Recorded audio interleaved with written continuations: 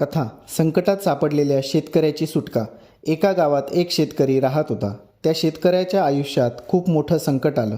पावसाळा ओसरला होता, पण त्याच्या शेतात पिकाचं काहीच उगवलं नाही. घरात धान्य नव्हतं, मुलं भुकेली होती आणि कर्जदार पैसे मागायला रोज येत होते. तो खूप चिंतेत होता आणि मनात विचार करत होता, आता काय करायचं, जीवन संपवावं का? त्या निराशेच्या क्षणी कोणीतरी त्याला सांगितलं, अक्कलकोटच्या स्वामी समर्थांकडे जा, ते कोणाचंही ओझं वाया जाऊ देत नाही. तो मनातच म्हणाला, हे स्वामी, जर तुम्ही खरे असाल तर मला मार्ग दाखवा. तो चालत चालत अक्कलकोटकडे निघाला. वाटेत त्याला एक वृद्ध माणूस भेटला. त्या माणसाने विचारलं, कुठे जातोस रे? तो म्हणाला, स्वामी समर्थांकडे जातो, माझं नशीब फार वाईट आहे. त्या वृद्धाने हसून त्याला एक गाठोडं दिलं आणि म्हणाला, हे घे, घरी जा, तुझं संकट संपेल. शेतकऱ्याने गाठोडं उघडलं तर त्यात धान्याचं बीज होतं.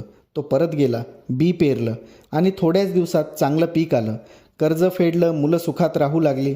नंतर तो अक्कलकोटकडे गेला, स्वामींना नमस्कार केला. स्वामी हसले आणि म्हणाले, अरे, गाठोडं मिळालं का तुला? संकट संपलं ना तुझं? शेतकरी थक्क झाला. त्याला समजलं की वाटेत भेटलेला वृद्ध दुसरा कोणी नसून स्वामी समर्थच होते. या कथेचा अर्थ, स्वामी समर्थ नेहमी आपल्या भक्तांची काळजी घेतात. संकट कितीही मोठं असो, विश्वास आणि श्रद्धा असेल तर मार्गी नक्कीच